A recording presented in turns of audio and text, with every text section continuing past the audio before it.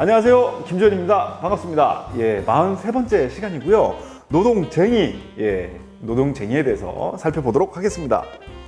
노동쟁이는요, 개념은 이렇습니다. 단체 교섭이 타결되지 않고 이제 결렬되는 경우, 이럴 때 이제 서로 간에 자기 주장을 이제 관철하기 위해서 실력을 행사하는 것이죠. 그래서 우리 노동법에는 이제 노동조합 및 노동관계조정법 제2조 5항에 보시면 노동조합과 사용자 또는 사용자 단체 간의 임금 근로시간 복지 해고 기타 대우 등 근로조건의 결정에 대한 주장의 불일치로 인하여 발생한 분쟁 상태를 말한다라고 법적으로 이제 규정을 하고 있습니다. 여기에는 이제 두 가지 분쟁이 있는데, 권리 분쟁은 뭐냐면 이미 확정된 거예요. 약속을 한 거죠. 여기에 대해서 노동자의 권리를 침해해서 분쟁이 일어난 경우고요.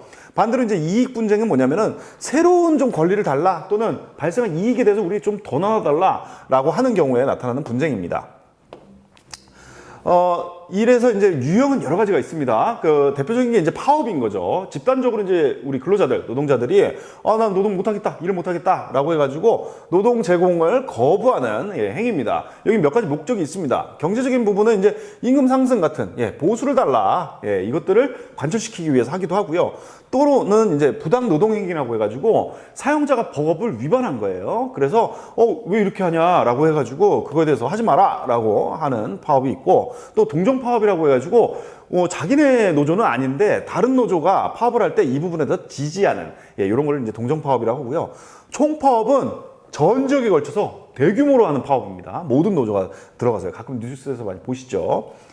무차별 파업은 이제 노동조합이 있는데 그 안에 이제 조합원이 한 명이 있어요. 이 사람이 이런 걸로 파업을 합시다라고 이제 상부 단체에다가 이제 했는데 여기서 승인을 안 해준 거예요. 근데 안 되겠어 하고서 자기 혼자 파업을 하는 그런 경우고요. 돌발 파업은 뭐냐면 이 과정조차도 안 겪은 겁니다. 갑자기 얘기도 없다가 혼자 파업을 하는 거예요. 이런 경우가 이제 돌발 파업이고요. 연자 파업은 뭐냐면은 일을 하는 작업장 여기를 떠나지 않고 그 안에서 하는 겁니다. 이런 게 이제 연자 파업이라고 할 수 있고요. 또 파업 외에도 이제 태업이라고 해가지고 노동자들이 의도적으로 작업 능률을 저하시키는 겁니다. 일을 조금 덜 하는 거죠. 일부러 안 하기도 하고 게으름을 피우기도 하고 이런 형태가 이제 태업이고요. 불매 운동도 많이 합니다.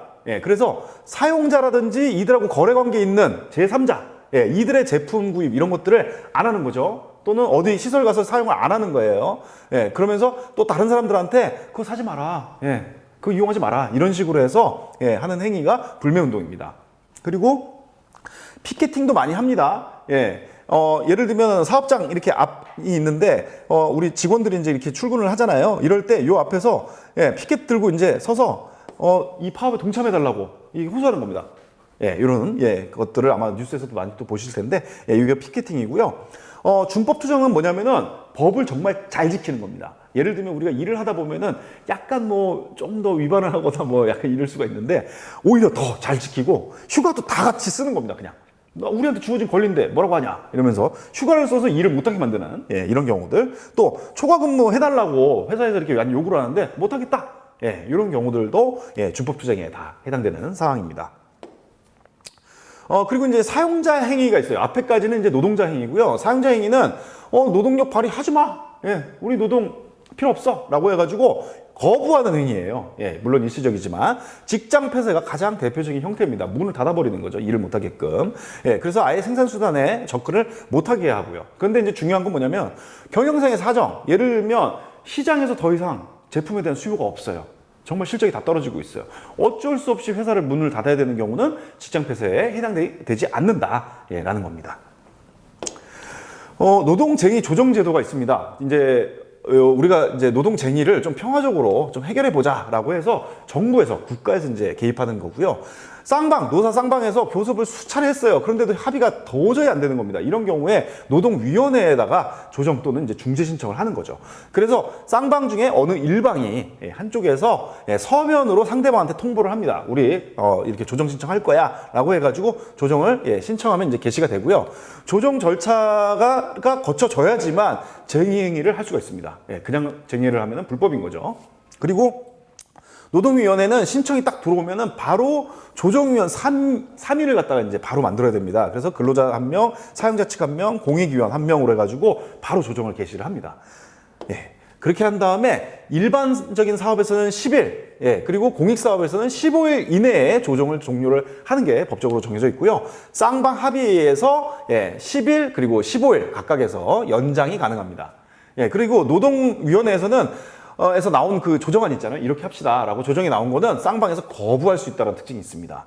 그런데 이제 이렇게 조정을 하는 기간에는 이제 쟁의행위도 할 수가 없는 거죠.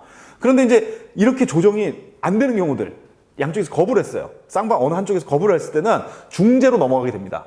이때는 이제 중재안에 대해서는 쌍방에서 거부할 수가 없고 당연히 수용해야 된다는 특징이 있습니다. 그래서 중재 같은 경우에는 공익위원 3명으로 구성이 됩니다. 앞에서 근로자나 사용자 위원 1명씩 들어가는 게 아니라 순수히 공익위원 3명으로 해가지고 위원회를 구성하고 이때는 15일 동안 쟁의행위가 금지되게 되어 있습니다. 이렇게 노동쟁의에 대해서 말씀드렸고요. 다음 시간에 또 찾아뵙도록 하겠습니다. 감사합니다.